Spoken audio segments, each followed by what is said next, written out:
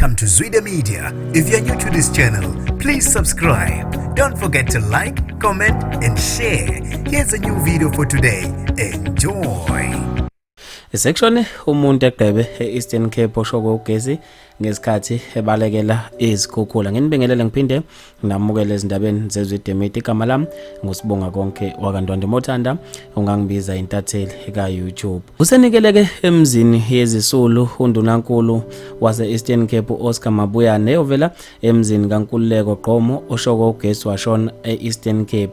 Amanzi ebeshokha nawo njengoba bekucwile izintambo emanzini. Kube ukuthi sebebabili abantu eEastern Cape asebedlulile emhlabeni, ngakho ukushokha ugesi njengoba izikhukhula zidlangile. Abantu bashaqeke kakhulu khona lapha ezikhundleni zokuxhumana ngaso lesigameko sokudlula kwabantu ababili eEastern Cape bebulawa ugesi ngoba kunezikhukhula kuchokha amanzi. Uza nokuhle Mdlethu uthe umhlaba usuyagoqwa ngempela amanzi, sengathi imoya yabo ngalala ngokukhulu ukuthula. Uzethe Gumede uthe esengathi imoya yabo ngaphumula ngokukhulu ukuthula. Umzukulu kaMgulase uthe silokho sibabaze njalo sesijabulela khona nje ukubona umphathiswa egqoke amadadla eyobhonga emswaneni ukubuyisa ithemba nakulabo abalahlekele.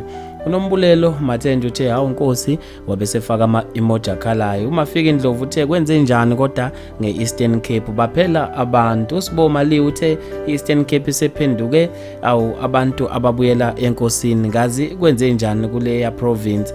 Umaka Samukelo Ntulu uthe izinyokanyoka kodwa Nkosi kwaze kwanzima. Uphiwe Velisa Danisi uthe awu Nkosi wabesefaka ama-emoji akhalayo. Bafethu maningi kakhulu ama-comment, angeke ngiwaqede wonke. Ngizofisa mina ukuzwa ukubhala kwakho khona lapha kwi-comment section ngalo lolu daba. Mina nje ngentathela YouTube sengiphuma kanje.